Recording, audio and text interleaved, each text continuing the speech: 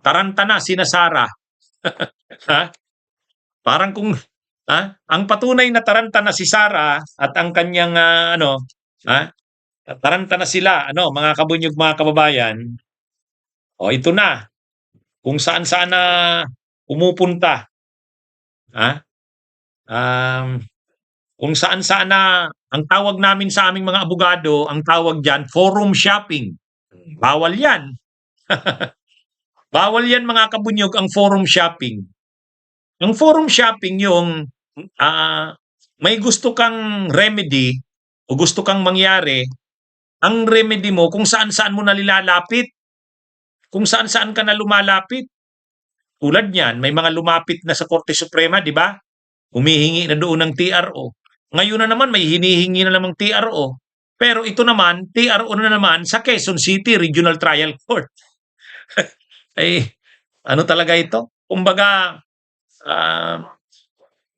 kahit pa anong sabi ng kampo ni Sara na hindi daw sila diyan natatakot sa impeachment na yan. Sa kanila daw, ano lang yan? Kumbaga, simple lang yung impeachment na yan, hindi sila natataranta dyan. Paano mo masasabing hindi ka natataranta? Lahat na lang ng bagay ginagawa ninyo, mapigilan lang yung impeachment na yan. Para mapigilan si Madriaga, kinasuhan ni Sara ng perjury, cyber libel. Hindi lang yon, kinasuhan din ni Manscarpio si Madriaga kahapon. Kahapon, kinasuhan, perjury rin. Tapos nag-file sila Torion ng TRO at saka petition for certiorari sa Korte Suprema. Pagkatapos, pati si Sara nag-file din. Tapos ngayon may bago na naman. Si Attorney Manscarpio, yung asawa ni Sara Duterte, nag-file din ng TRO sa Quezon City Regional Trial Court naman. Ay, ibig sabihin kung saan-saan ka ng forum lumalapit. Ang tawag doon, forum shopping. Hindi pwede yun. Hindi pwede yung forum shopping. Gusto mong mapigilan yung impeachment kung saan-saan na lumalapit. Lumapit na, dalawa na ang TRO, dalawa na ang petition for certiorari sa Korte Suprema. Yung kay Torion sa kay Sara. Tapos ngayon, ito na naman si Manscarpio, TRO na naman. Dito naman sa Quezon City Regional Trial Court. Ano ba ang final ni Manscarpio? Tandaan natin, yan si Manasseh Carpio, Attorney Manasseh Carpio, Mans. Asawa yan ni Sara Duterte. Ngayon, ano ang final na TRO? Nagre-request ng TRO, Temporary Restraining Order, itong si Manscarpio, para orderan ng Quezon City Regional Trial Court ang BIR. Ang BIR. Kasi sinubpi na ng Justice Committee ng Kamara ang head ng BIR para dalhin, i-produce sa korte, i-produce sa Justice Committee bukas yung mga BIR records, income tax records ni Manscarpio at sa kanong kanyang law firm. Yan Nag-file ng TRO si Attorney Manscarpio para maghilingin sa Quezon City Regional Trial Court na maglabas ito ng order, temporary restraining order, para yung BIR, kasi may subpi na yung Justice Committee sa Bureau of Internal Revenue. Pinapadala sa BIR, yung chairman ng BIR, pinapadala yung mga income tax returns ni Manscarpio at sa kanong kanyang law firm. Bakit? Ano ang koneksyon nun? Siyempre, sa SALN kasi ni Sara, yung sinubmit niyang SALN, yung Statement of Assets, Liabilities, and Net Worth, nababanggit doon yung ari-arian ng asawa niya. Kasama kasi yan sa Rene Report. Ay gustong i-verify ngayon ng Justice Committee kung nagtatali ba yung nakadeclare sa Statement of Assets, Liabilities, and Net Worth at saka yung binabayarang tax ni Attorney Manscarpio. Ayan. Kaya ito na mga kabunyog, mga kababayan. Ang hearing parang alas 10 yata bukas. Sandali tingnan ko. Dati kasi alas 10, baka April 10, bakit ba hindi sinaba dito kung anong oras? April 14, oh, hindi sinabi kung anong oras eh. Ha? Oh, anyway, sa nakakaalam, anong oras daw ba bukas? Usually 10 o'clock yan eh. Usually 10 o'clock. Ha? Kaya panoorin niyo bukas sa mga YouTube channels ko at sa mga Facebook page ko. Okay, balikan natin tong pinag-uusapan natin. So, o yan, 10 a.m. daw, 10 a.m. So ganito mga kabunyog ulitin ko. Ano ang tinitro ni Attorney Manscarpio? Ganito. Siyempre, ang issue ay yung hindi maipaliwanag na yaman ni Sara Duterte. At ang tinitingnan dyan yung SALN niya, yung Statement of Assets, Liabilities, and Net Worth.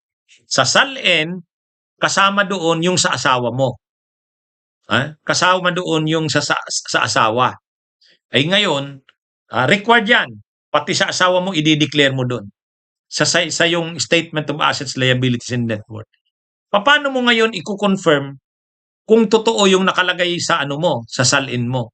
Kailangan ngayon ibangga yan sa yung SALN mo, yung SALN ni Sara, nakalagay doon yung properties niya at saka properties ni Manscarpio. Yung mga assets, yung mga bank deposits, anong mga accounts, nakalagay yan dyan. Tapos, yan? Ang ginawa ngayon ng Justice Committee, sinubpi na ang BIR. Sinubpi na ang BIR, pinapadala yung mga income tax records ni Attorney Manscarpio. O yan Yan mga kabunyog. Pinapadala yung income tax returns. Bukas. Ang sinubpi na ay yung chairman, ay yung ng BIR, no? Mga kabunyog. So bukas yun. Ngayon, gustong pigilan ni Manscarpio yung BIR. Ayaw niya na ilabas ng BIR yung kanyang mga income tax. Sa totoo lang, kung wala ka namang kinakatakot, hayaan mo na yan. Hayaan mo na yan. Sige, tingnan nyo na yan. Di ba? Kung wala kang kinakatakot, si Sara at saka itong asawa, si Manscarpio, kumbaga ang kanilang mga assets, ari-arian, ay legal lahat yan. Legal yan. Nagbabayad kami ng tax dyan. Walang problema yan kahit patingnan ninyo. Ay dito, pinapatigil ni Manscarpio. Gusto ni Manscarpio na maglabas ng TRO ang Regional Trial Court ng Quezon City para orderan ang BIR na wag sumunod sa subpina ng Justice Committee. Yan mga kabunyog yan yung pinaka-issue dyan. Kaya gusto ni Manscarpio maglabas ng TRO ang Quezon City RTC. Ano kaya ang tsansa? Medyo mahirap-hirap yan.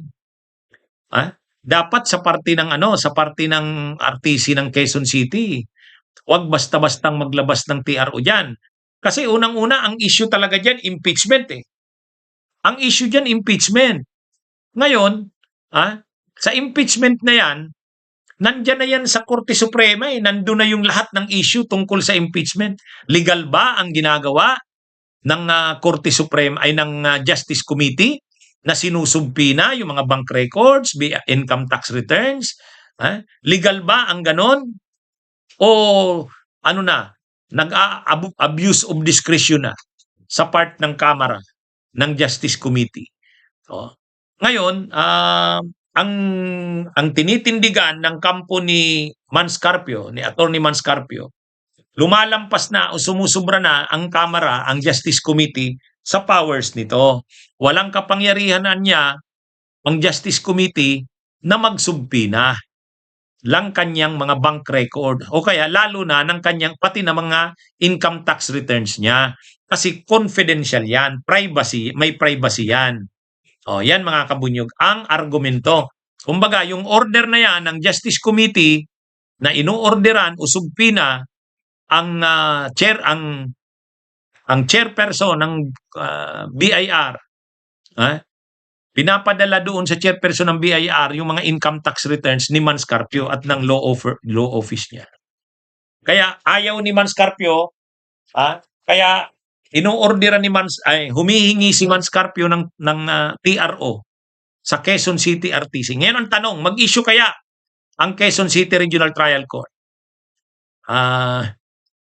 Unang-una, parang ang lakas ng loob ni Manscarpio. Mayroon ba siyang kasiguraduhan talaga? Parang nakakasigurado na na mag-i-issue ng TRO. Oh. Pero sa isang banda rin, sa part ng Regional Trial Court, mahirap din magdesisyon sa issue na yan. Kasi nandiyan na yan sa Korte Suprema eh.